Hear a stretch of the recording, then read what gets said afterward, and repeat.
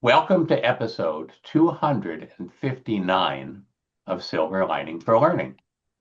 I am so excited today because not only do I get to see my colleagues Kurt Bonk from the National Football Championship University of Indiana, Yang Zhao from Kansas, Punya Mishra from Arizona State, but I also get to see my good friend and colleague Fernando Reimers from the Harvard Graduate School of Education.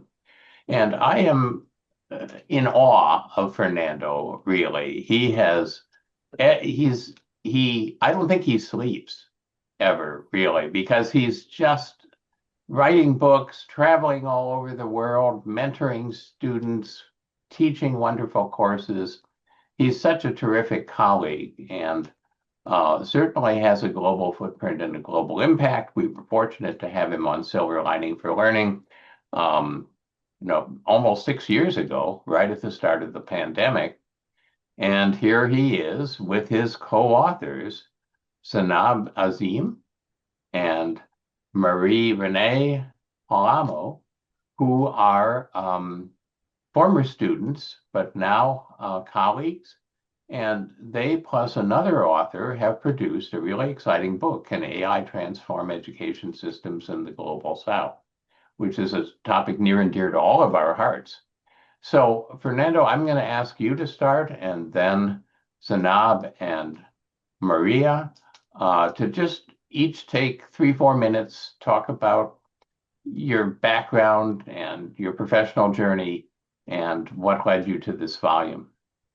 Thank you so much, Chris. Let me first thank you for having us in your program.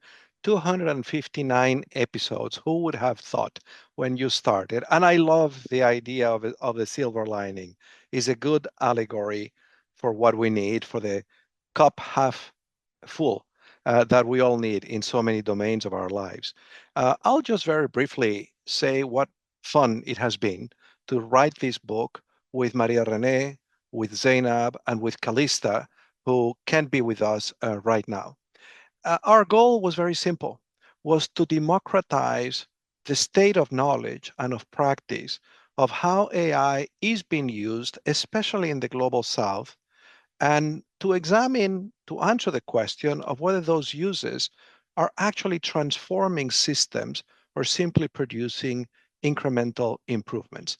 And the reason we think democratizing that knowledge is so important is because if we're going to overcome some of the missed opportunities of past efforts to deploy technology in service of improving educational opportunities of all children, it's important that this is a conversation that includes many stakeholders, certainly not only technology companies, not only experts in ed tech, but regular teachers and principals and students and parents and other stakeholders. And if that's going to happen, they need to have access to knowledge. So that's what we have tried to do, to take a snapshot at one point in time. That's why we made the book open access. It's freely available, downloadable. It's been translated into multiple languages as we speak. So that's the intent. And so with that, let me turn it over to Zainab and to Maria-Renee to share their own views on what their hopes are for what this project is going to do and how it connects to other things that they're doing. Thank you, Chris and team, for having us. Yes, my name is Zainab.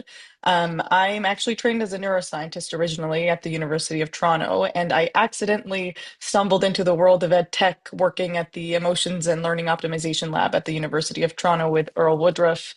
And a PhD student named Anna, where we were looking at, you probably know them, yes.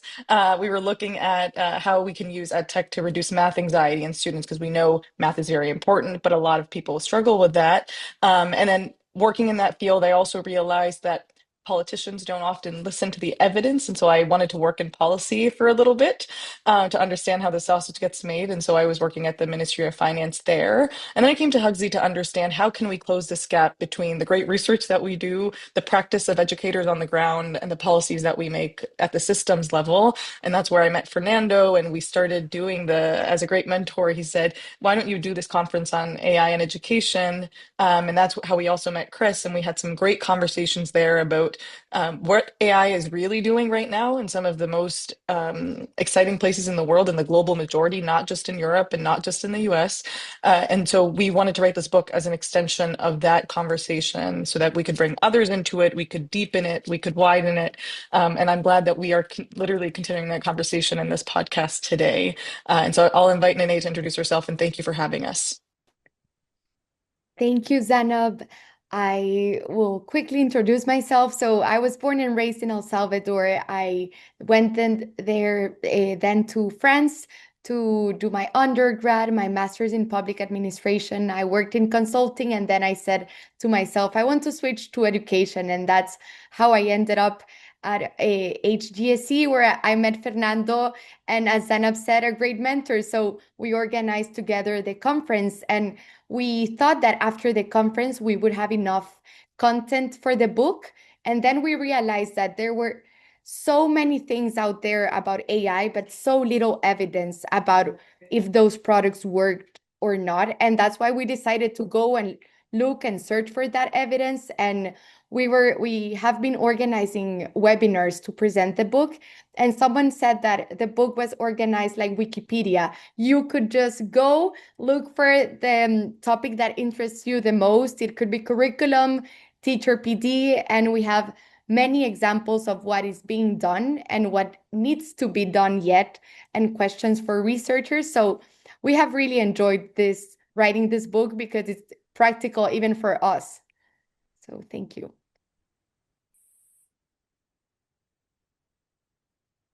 All right. Well, all of us are really happy that you wrote about the Global South in particular.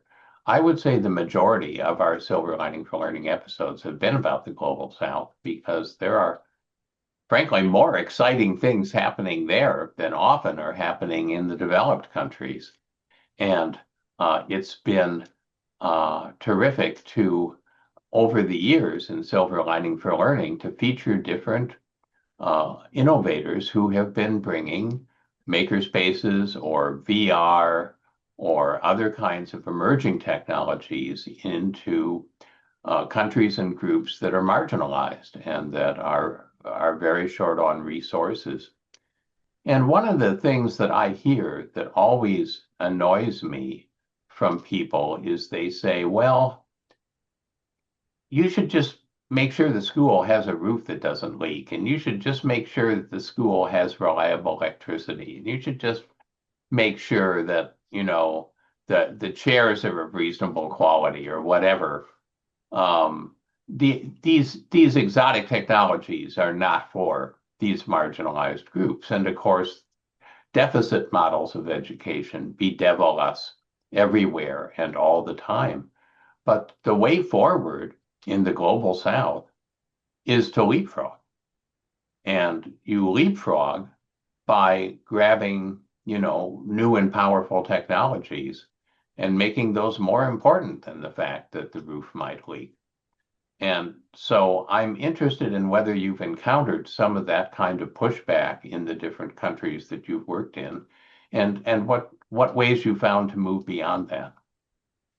I couldn't agree with you more, Chris, as someone who spent 4 decades working primarily on education in the Global South. The scarcity mindset, which I think undergirds exactly what you just described, is very prevalent. Is this notion that when it comes to poor kids, to the majority of the world's kids, we should just think about the basics. And one of the expressions of that mindset translates into what has become almost a global consensus pushed by some international development agencies that says we should just make sure that kids know how to read a certain number of words per minute and do some basic computations. This is called foundational thinking, because everything else is for someone else. You know, I think I'm not saying that people should learn how to read and should learn math. Of course, I think they should. But it's a same scarcity mindset that basically measures poverty as the kind of income that is required so that people can keep their bodies alive. Who in their right mind would think that human dignity can be reduced to keeping your humanity, your body alive. And this is what we do when it comes to the minds of young people in the global south.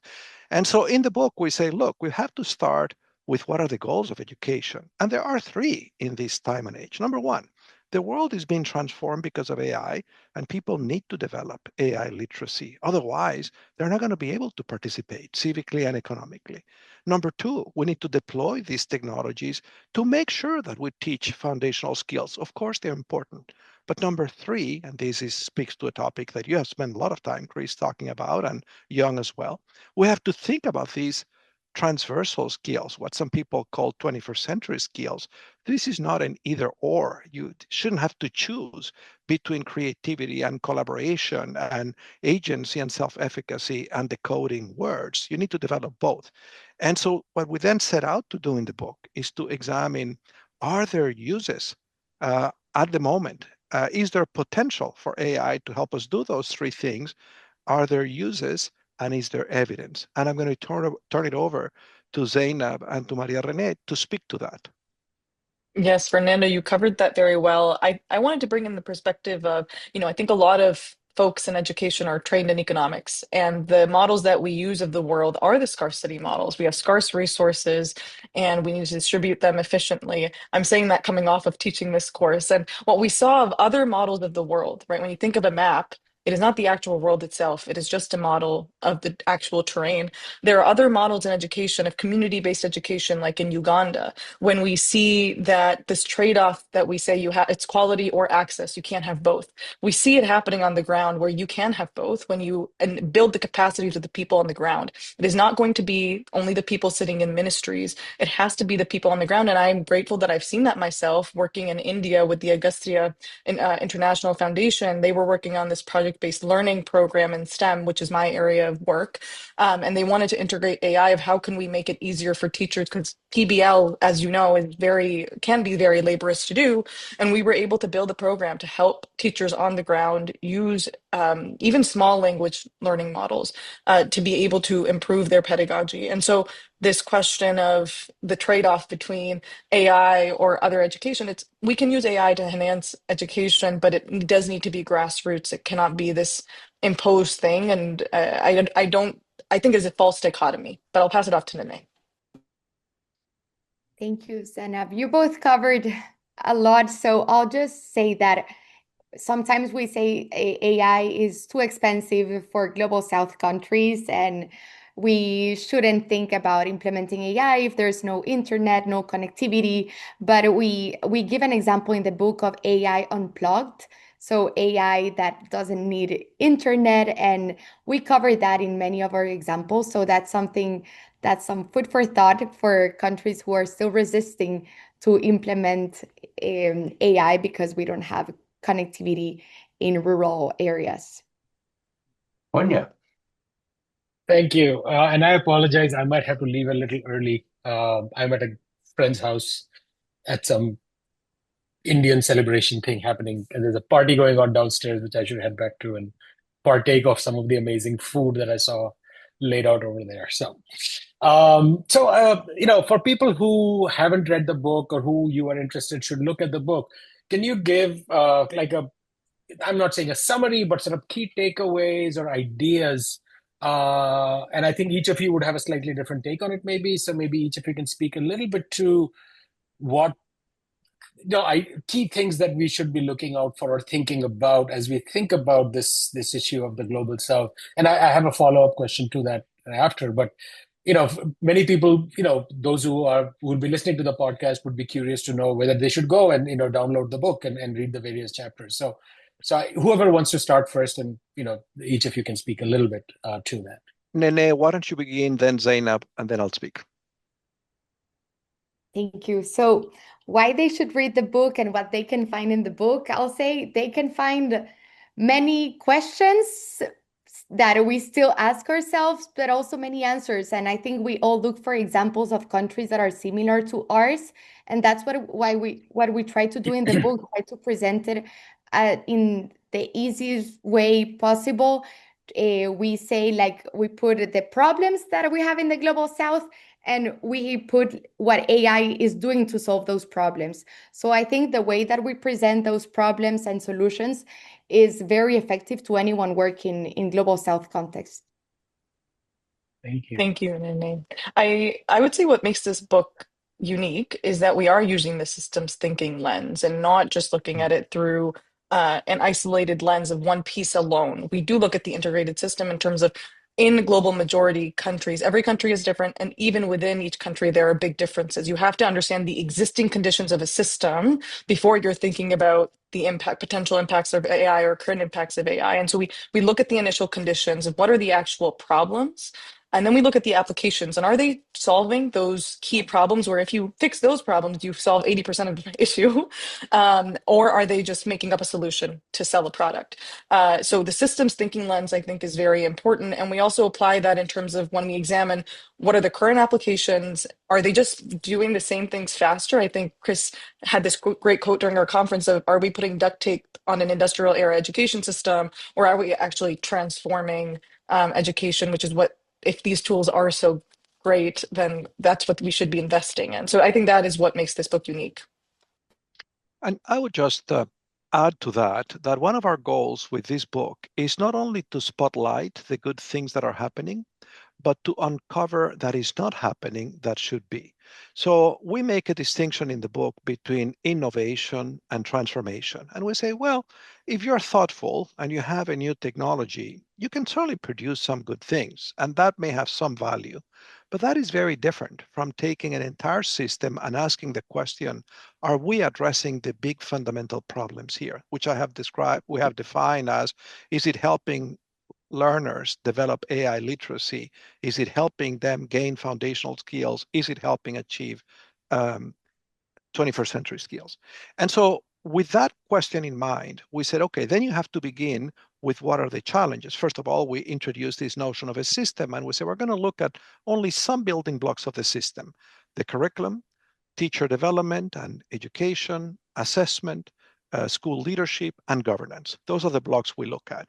And we explain why you have to look at all of them in interaction. You cannot come with this notion that there is an education equivalent of oral rehydration therapy. You're all familiar, or a vaccine. You're all familiar with those silver bullets, which for some problems are wonderful. But sadly, I don't think we have, in terms of system improvement, an equivalent of those silver bullets. And so it's very important that you keep the system in mind and you think about interactions. What happens when you tinker with curriculum, and what are the demands that that causes for assessment and for teacher development and for leadership and for the organization of the school and for governance. And so with that lens in mind, we then begin each chapter saying, what are the big problems? What evidence, what is it that AI could do, given of what we know about AI and what it's doing outside the education sector? What's the potential? What are the use cases? And what's the evidence? And then we conclude saying, okay, what are the implications and the questions for policymakers, for leaders and practitioners, for developers of technology? And those include, at every step, not only what are the technical conclusions, but what are the ethical questions that are raised by this evidence. And I will confess to your question that we think there is still a lot of value on the table in terms of deploying AI for true system transformation. Let me give you two very simple examples. Sometimes we forget that the traditional linear curriculum, which basically groups kids in little cradles, was done as a device to make it possible to offer education to all children. With an old technology, it was the simplest way we could think of a cheap way to educate all. AI makes it theoretically conceivable to have a truly personalized curriculum, not as in everybody learns at their own speed, but people could learn different things, even to develop the same competencies. And we haven't found use cases of that. Instead, what we have found is a lot of action in developing these bots that basically personalize speed of this for the same curriculum. So I think there is a missed opportunity here in terms of asking, is there a better way to really personalize? I'll give you another example. When you think of a system, you realize that, well, what happens in the classroom, what teachers do on the curriculum is very important, but it's really the tip of the iceberg. Under the surface is these governance processes, which very often are both the levers that can unleash change, but also the bottlenecks that can prevent change. And we see most use of AI, paradoxically, in the tip of the iceberg. Most of the use cases are in the areas where it is perhaps not most transformational. And things that would seem to be low hanging fruit in terms of transforming how teachers are selected and appointed, how information is processed so that it can guide decisions, there is again a lot of value on the table. So, one of our goals with this book wasn't just to celebrate what was happening and to democratize that, but was to cause people to ask questions about what could be happening, which isn't. It's the old idea of George Bernard Shaw. Most people see the things as they are and they ask why. And I dream things that never were and ask why not. And we're trying to do that in the book. Perfect. That was one of my favorite quotes as well. So I know Zhao is going to ask some question at some point about transformation and, are we perpetuating the grammar of school? And I think, Fernando, you did sort of answer my next question. And I'll have Renee for you go first because I know you have to leave at the hour. What I was wondering, and this is based on my recent experience in going to India. So again, speaking, Chris, to your previous question about scarcity mindset, it is crazy the penetration of this technology in every level of life. I mean, every cell phone plan now gives you access to one or more models.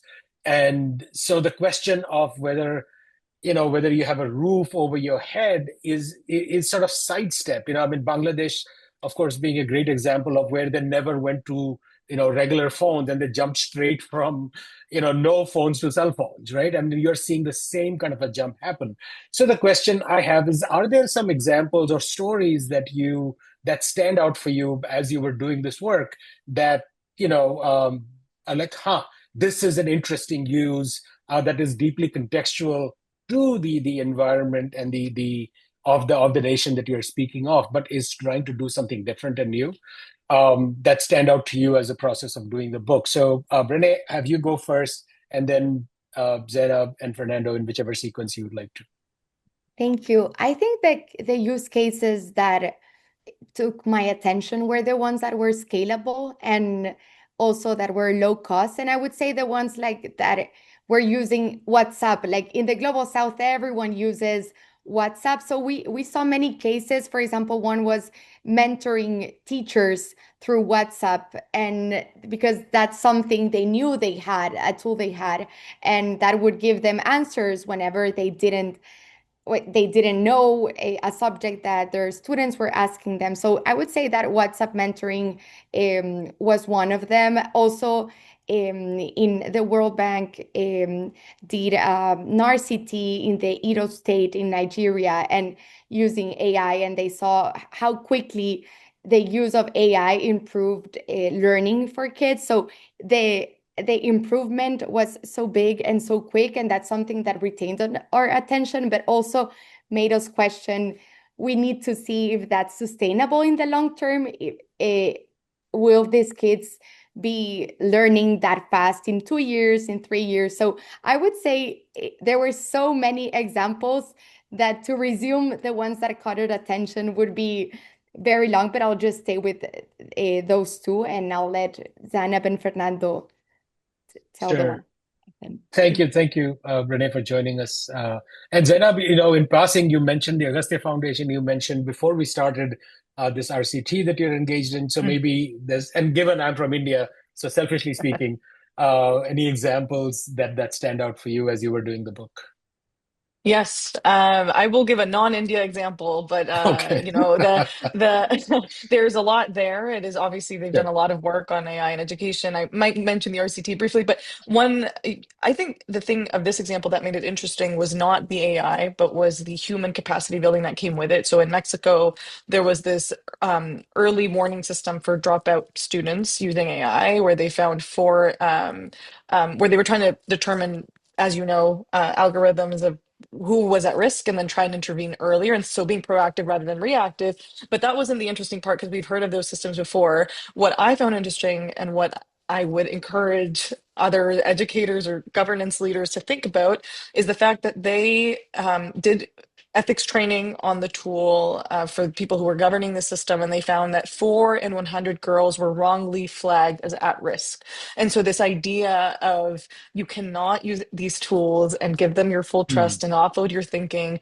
There needs to be human capacity building. It's not just having a human check the system, but have their judgment, whether it's a teacher in the classroom, making sure they know pedagogy, they understand the content so they can judge the output of these tools, which is what we were doing in India and trying to do with this RCT, or whether it's leaders making system-wide decisions of who should go where and whether someone should graduate or not.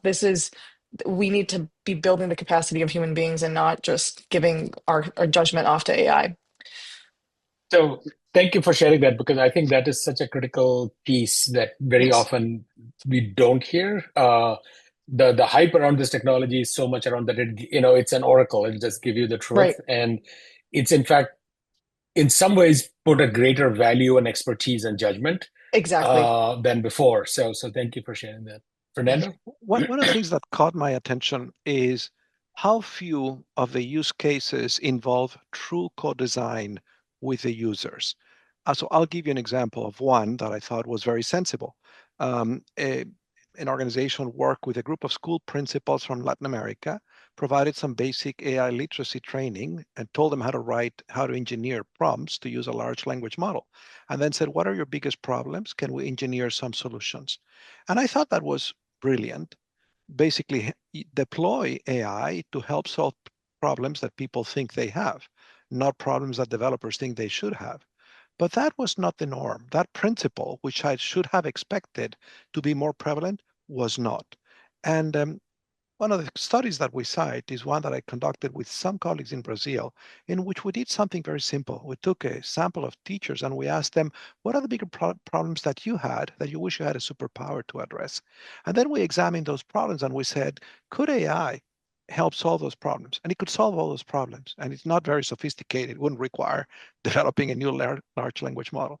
But then you still look at some of the applications and you wonder, where are some of the basic principles that you would think would be now normal parlance of design thinking, of product development, of actually not even trying to solve a problem that is not a real problem in the heads of those that you expect to use it. So that's something that caught my attention. Thank you very much. Kurt? I don't know, Kurt, you go Sure. next. Yes, sure. Now, you might be wondering why I'm wearing a red jacket today and have a black shirt and a black, red, and white tie and white pants. I don't know if yeah, because that's our school colors at Indiana University. And we just won the National Football Championship. They actually sent me this coffee cup to celebrate. No, I went and bought this with all the scores for every game on the back. So if anyone wants one, I will send it.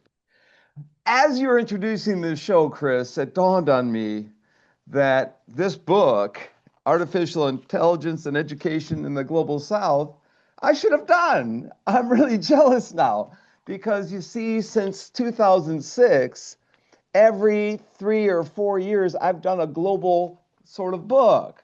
In 2006, it was the Handbook of Blended Learning, Global Perspectives, Local Designs. 2009, then 2011 is the World is Open book on web technology revolutionizing education. A few years after that, MOOCs and Open Ed around the world. And then 5 years later, MOOCs and Open Ed in the Global South, and most recently, transformative teaching around the world. But given this book, I should have been doing that one. So I'm very happy that you did. I'm going to pick up a copy and read it, but I want to know from you where to start when I get that book. And the way I'm going to frame this question might help people. Now, Renee had to leave, and I asked this question of Renee before she left. She wrote an answer, so I'll read this to you. She sent her answer to me, so I'll read Renee's first, then we'll go to the two of you. But I'm curious. In your bios, I see Indonesia, El Salvador, Canada, Uganda, France. I want you to pick other countries in those countries listed that you're familiar with. In getting the chapters of this book and reading them and refining them and talking about them and having conversations about them, when you're collecting all these chapters, which ones are you saying, I want to go see this in action. I want to visit there. I want to see these people and talk to them or have them contribute to a second volume of book. There's so much going on. I want to, if I was to do a follow-up, I would definitely get these countries and these people involved. Who would those people be and why? And I'll read Renee's answer. I couldn't ask you that whole question briefly. So she said, Maria-Renee said, I want to visit India. There's so many examples coming from there, and there's so much potential for evaluating the impact due to the scale of the projects. I also want to visit Nigeria. There's an AI example that we cited and had success. I want to see that firsthand. And of course, Latin America, where she's from, the region where I come from, and so many things are happening there. So that's Maria-Renee's answer. And would the two of you would like to speculate or offer continue on that theme anyhow? Zainab, you want to go? Sure. I'm biased, and I think Nene mentioned India because she's friends with both me and Ranjit, who are doing an evaluation there. So I'm not going to say India because I already get to go there. Somewhere else, I'll give you two, two for one. One is Sierra Leone, where they had the teacher coaching WhatsApp chat bot. I know it sounds like a simple idea, but I think the simple ideas are usually the most revolutionary ones. And I think having an AI tool that's in the hands of people on platforms that they're already using, like WhatsApp, where it's actually being used to develop the capacities of teachers and not replace them, I want to see that happening. Because even in Canada, which is where I grew up, we don't have that. We don't have coaches. There are human coaches, but it's very rare that a teacher has access to a human coach. And so we know that teacher PD is a continuous pipeline. It's not just you go do training pre-service and then you're in it forever and that's the same. No, you always have to be learning like a student. So that's one place I would want to see. In Ghana, they had a GPT pilot as well for rural teachers. So completely different context. Rural teachers got an AI assistant, and I would love to see how that small language model actually worked. I know it had hallucinations from their paper, but I would love to see how they interact with that on the ground there. So I'll pass it off to Fernando. So Curtis, I did notice your red jacket as I came into the room, and I was going to ask you a question, but I thought it might be politically insensitive, so I'm glad you answered it for me, the question. I hope you do write that book, because our goal with this is not at all to write a definitive book. It's just to move the conversation forward, is to be provocative, is to stimulate people to ask exactly what you're asking. So I very much hope you will write that book, and I look forward to reading it. I would be interested not only in visiting places where there are interesting things happening with AI, uh, because there are interesting things happening everywhere, but I would be interested in two kinds of places. There are these maps now of places where there is the greatest AI use. For example, the Emirates is one of those places. So I would be interested in those places that are really using it. What are they using it for? And using our same frame to answer the question, is this transformation or is this further consolidating the past system?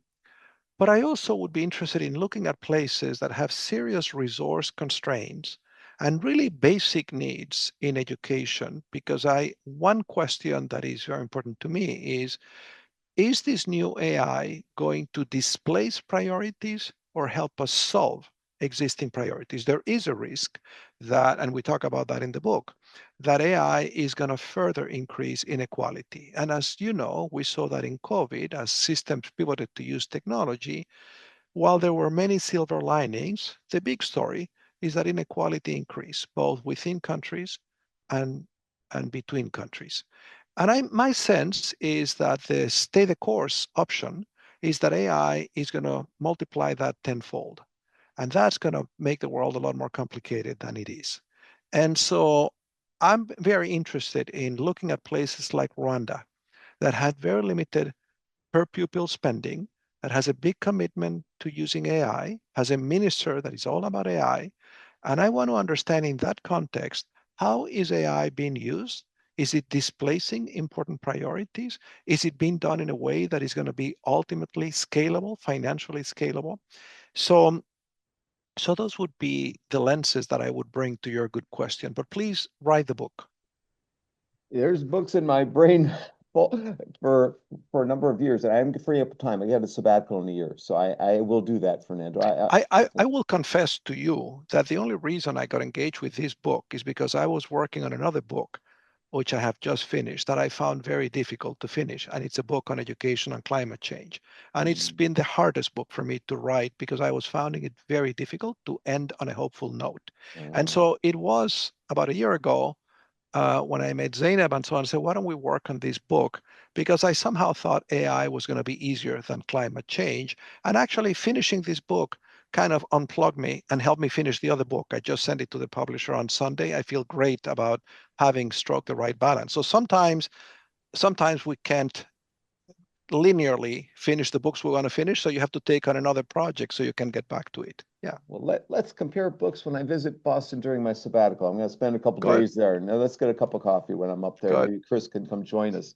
I think we need to move to Young and have him take a couple of questions. Well, this is a conversation that we should have at least over 5 days. This is there's no answers. I mean, really, I'm glad you guys were able to brave enough to put words on the paper. That's just brave. You know, and when we started, when Chris was talking about the global South, but in the global North is not necessarily doing great either. You know, so in many ways, I think right now with AI, there's tremendous conversation about is it good or bad. I just wrote a little blog post towards an NPR story summarizing the Brookings report, which we're inviting the author to podcast in a few weeks. But I think with the Global South, I've been very disappointed at how systems basically make things worse. So, I'm sure at Global South, I'm Zainab, you were talking about how diverse they are, different systems, and most of them really don't even care about their children growing up. But the scarcity model is another one. So I've been saying AI from a pure educational perspective might have put every school at this new front line. We run at the same time we could. So, but at the same time, our ideas kept dominating others. I remember, we say, we have the better ideas. We're here to do something. So, also like in China, China is, I don't know, it's global South, not South, and global midway, whatever it is. It's a very interesting, like systems try to control how AI is used. Because I'm really curious to say this widespread of knowledge, of ideas could start a new revolution or transformation, Fernando, as you were using. But it's unlikely to happen in schools. So this is more like a philosophical question, probably beyond your book.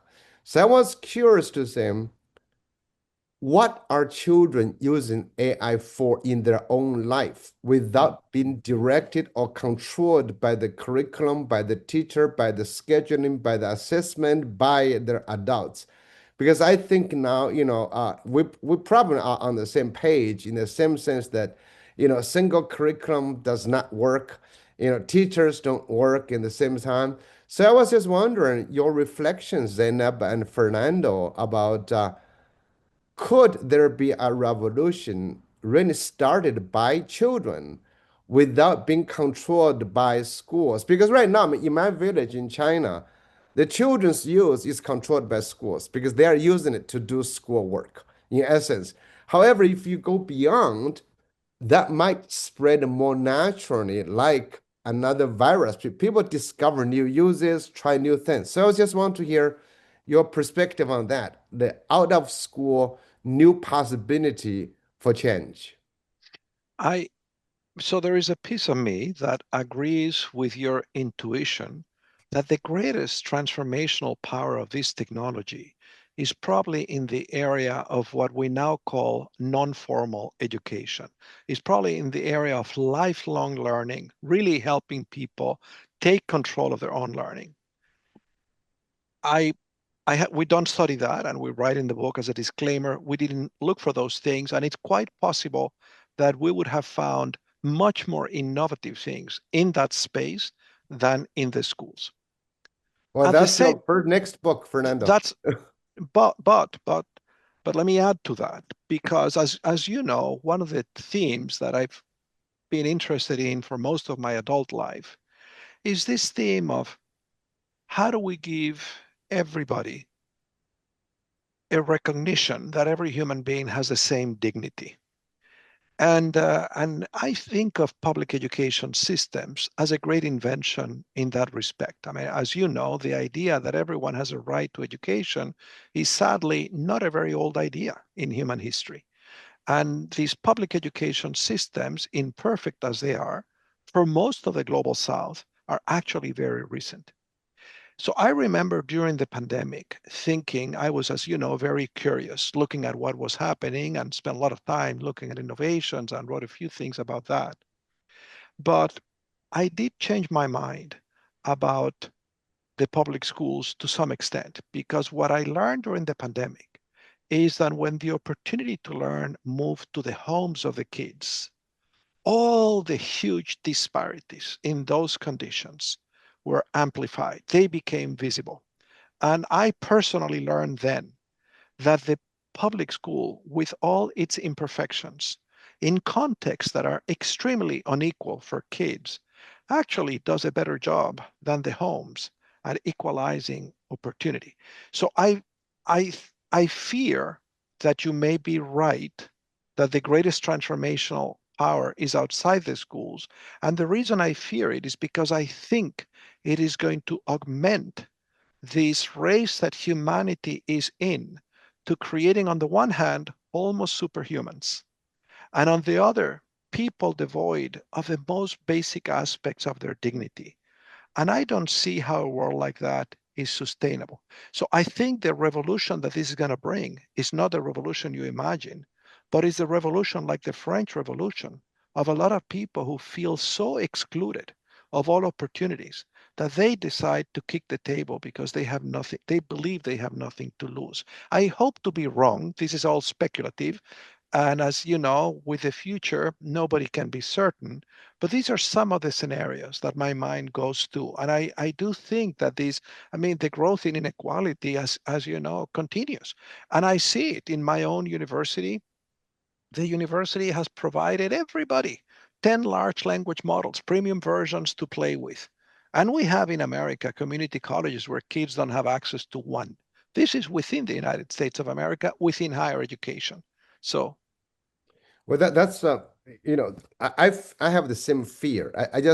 I don't know where humanity, because given the superpower in the upcoming newer versions, I don't know what will happen. Zainab, what's your perspective on this? Wow. Well, I'm trying to be hopeful, but it's hard to be because when you're talking about even the use cases in education, I was reading your article that you shared, Young, and the fact that within education, AI is just going to reflect what education is now. I mean, the purpose as we define it, right? This thing about cheating and how students are using it to do their homework and all that. It is a tool. It is not good or bad. It is how we use it that matters. And if students are easily able to complete their assignments or their assessments, then it's just exposing how broken our education system was already. It wasn't about learning or these outcomes that we say we care about. It was about completing things and having this signal of status, which is not working anymore with the unemployment that we're seeing everywhere. But in terms of outside of school, for the neuroscientist researcher in me is we know that young people are using it, students are using it mainly as a therapist, as a friend, as a companion. And I think that shows you that people are even more isolated, especially after COVID, than they were before, that they are having to talk to chatbots to build a relationship. It's more comfortable because they don't really push back. There isn't conflict. And this idea of even, companies saying that now you can be a solo entrepreneur and you can build your own business, and maybe young people are using it to do those transformative things. But at the end of the day, there's a reason that we work together. There's a reason that we evolved together. There's a reason there's not just one person on this earth, right? And so I do worry about that transformative potential even outside of schools of the use of AI. Are we transforming it for the better or just taking away our humanity, which is what makes us, right? So I have a follow-up question to all of this. Is practical from your Oh, research. okay. When you did the work on the global south, do the governments actually control, modify the systems children get to use? Because we know that like China, they control that. I mean, like certain things will not be answered, certain things will. I mean, we also know that a few rich business people control what the output of AI. They can't That's just right. put a simple mask on that. It's way beyond hallucination. Well, we have hallucination every day if you read the news and hear that. But so have you found any government intentionally control the systems? No. No, one of the things we do in the book is we review government frameworks and policies towards AI. And it turns out there are very few of those. I mean, there are few places where governments have thought, what should be our policy with respect to AI? Zainab is going to say more, but if I talk about the almost 200 countries in the world, I think having a coherent policy framework and having a policy with respect to the AI today is an exception, is not the norm. And we also found one of the things that we've been doing for the last few weeks since publishing the book is we organize some open webinars through the school and free, basically to have conversations with people about the book. And we had about 300 or so people show up for those things. And I was surprised at how little basic knowledge. I mean, obviously, I have a self-selected group of people who wanted to learn more, but how little basic knowledge there was about what AI even is. For example, people don't know what a RAG is and the huge difference in costs between preparing a RAG versus coding a large language model. So you have people in governments thinking that if they want to do something that is responsive to their curriculum, they have to code their own large language model, which is wrong. They'll never be able to do that. You don't need that. So I think we're at a stage which is dangerous, where ignorance is very dangerous, because there are government officials that are going to make decisions about this technology, how it can or cannot be used, based on very little factual knowledge of what it actually is. What you see, I mean, you see even with organizations like UNESCO, some of the early documents on UNESCO are so cautionary, are so much about the risks and so little about the opportunity. And you realize that this is a journey for all of us. We learn a ton writing the book and reading about the book. We realize how much we didn't know when we got started. So anyway, those are my thoughts. I don't know, Zainab, do you see the risks that Young is thinking about? The countries that did, like China, have those regulations were well-resourced countries. So even the UAE, who already had a history of, not allowing certain things on social media, or you can't Google certain things. There's a blockage in Saudi Arabia. Those are the countries where we're seeing that. But like in Africa, there's only 7 countries with a draft framework on AI. And I think it is what Fernando is saying, a reflection of this AI literacy piece, not just for teachers and students, but for the people making the decisions, understanding what it is that these tools can and cannot do, to be able to then create regulation that limits what people can see. At the same time, though, there's a lot of people that don't have access to Chat GPT, right? So I don't know if they don't feel there's a need. It's not really, we didn't go too deeply in the book, so you probably know more than we do, and you could answer this question better. But it tends to be the more well-resourced countries that have a history of, censoring things that are doing that, but not the cases that we looked at. Well, because I mean, it's the same way as limiting books. I mean, in the US, remember we have how many states Banned trying to yank books. books out of libraries. It's the That's it's the right. same kind of control, and so I would let Chris go back, but anyway, thank you. Can I? I just got the back end of that, so I just have a quick comment to make on this. I think that governments across the world have not realized how they can control this thing yet. That's right. So it's the same thing with social media. Right now, if you live in India right now, you get a very, very different perspective on every aspect of the news. Certain news outlets have been restricted to just YouTube. The media is completely bought. And so what we are seeing happening with Grok, for instance, there's a news I read just today that OpenAI is increasingly using Grokpedia as its source for information. So you're getting this feedback loop. And it's going to only be a matter of time before a country like India realizes that we can train our own models based on our perspective that we want to push, which is, right-wing, Hinduatva perspective, or so on and so forth. And that's not going to take too long. So We live in a world with. Punya, we Sorry. should block this episode so government will not learn from us. They will build It's something, all right. They will figure it out. Don't worry. I mean, No, but we live there in a is a world where no, but software created in Israel is found on the laptops of Indian journalists in order to, so on and so forth, right? So we live in a very interconnected world in some way, and I that's what think it's just a matter of time. but I think the importance of webinars like these and other open access resources is that the worst world I can imagine is one where the power of these technologies are determined basically by governments and large technology companies. I think that would be very sad. And I have a sense that that's where a lot of the action is. And that's why we emphasize this theme that this conversation needs to include people in the front lines, students and teachers and their parents and communities in the conversation, because it is about what kind of education do you want for the children. And so I think if what we see happening is that the early players, governments and technologies, they determine how the game is going to play. I think we would have missed a lot of the potential of education to really serve as a tool for liberation and for allowing people to become self-authoring individuals. I hope we don't see that happen. So I'll jump in on this and actually broaden it a little bit. One of the things that we've observed in Silver Lining for Learning over the many episodes is when we ask groups that are doing wonderful things with marginalized peoples and very limited resources, when we've asked what advice they have for other viewers who might want to reach out and help a different group, to a person, they say, start with the people you're trying to help. Ask them what their goals are. Ask them what they want. Ask them what they see the barriers as, and then work on that. Don't come in, with your false assumptions about what they want and what they need.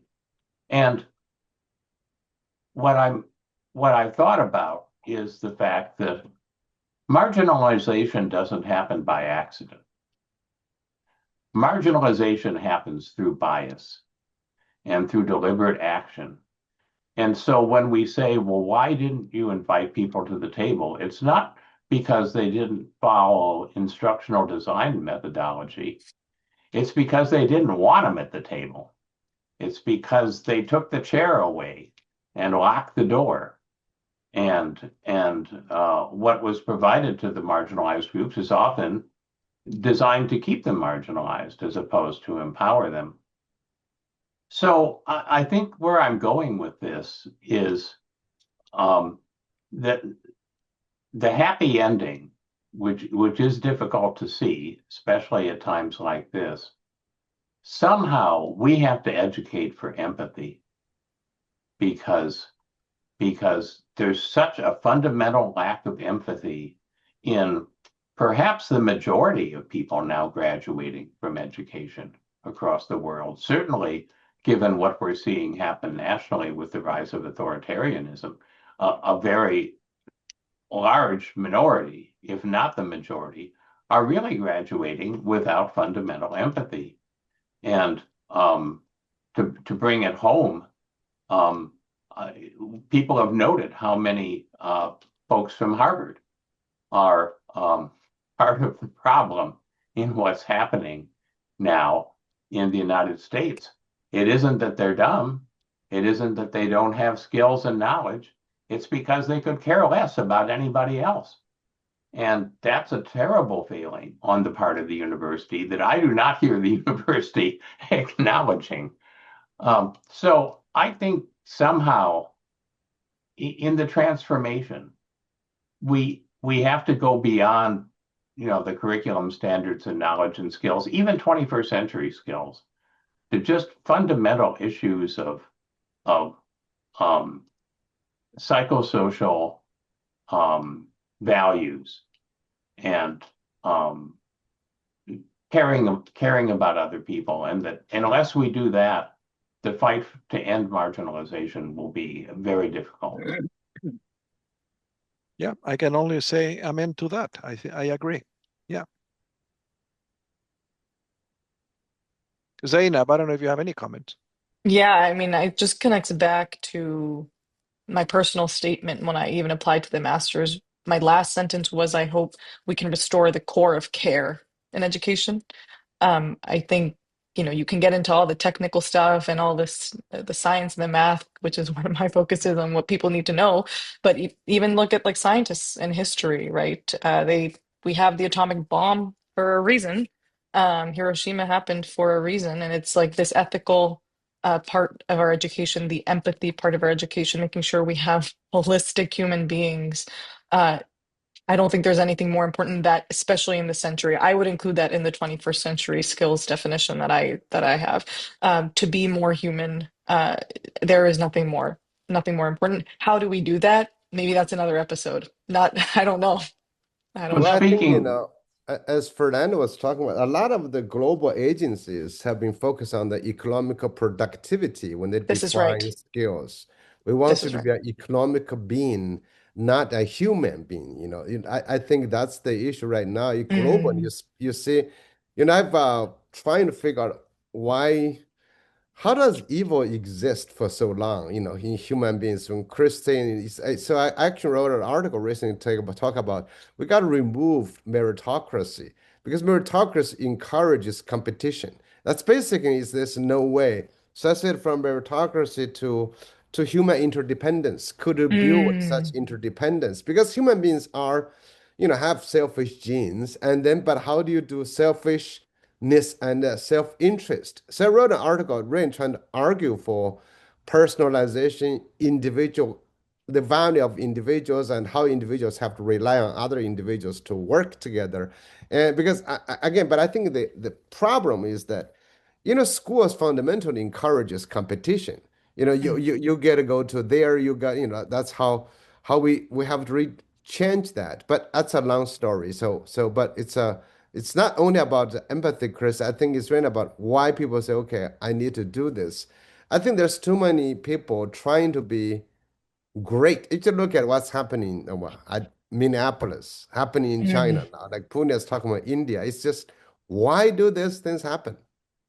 I think well, you're onto something. I mean, it's what is it that we value at the end? Yes. And I think if our definition of value is contribution to economic productivity as opposed to advancing societal well-being, you end up with a situation like the world we live in, where if you're a kid who knows enough coding to write an app that makes people addict to gambling, to betting, you build a company that somebody buys for $1 billion, and you are worth a lot more and have a lot more voice than someone who decides to devote their life to caring for disabled children or for elderly people or to teach students. So obviously, anyone looking at that would see some basic dysfunction, would say this is not a path to a sustainable life. And to go back to our conversation today, then the question is, and to the points that Chris made, is when we think about the potential of AI for transformation, are we thinking about transformation of education systems so they help educate people to contribute to societal well-being or to increase economic productivity because they don't always point in the same direction? I just wanted to, I um, know, Chris, you want to jump in. I just wanted to mention a hopeful note. This is why I like reading history, is that you can see where we've been and not just where we are. When we look at societies that were agrarian societies, so I will go back to Uganda because that's my area. Uh, it was a communal education system, and it was very interdependent, and it was a network system of everybody depended on each other, and you saw this. Beautiful growth in their capacities, but also in their care for each other. It was only when the missionaries came and they imposed this model of, they came from an industrial society where it was very competitive and there were scarce resources. And so it was like the women have to go work at home and the men have to compete with each other. So I do find hope in history of it hasn't always been like this. It isn't like this everywhere, which means that what we have done, we can undo. I don't know how yet, but it gives me some yeah, hope. and I find hope, just to end on a good note, I find hope in science fiction. There's an interesting case here. James Cameron the movie maker, is does a lot of pro-social movies and very popular movies that make a lot of money.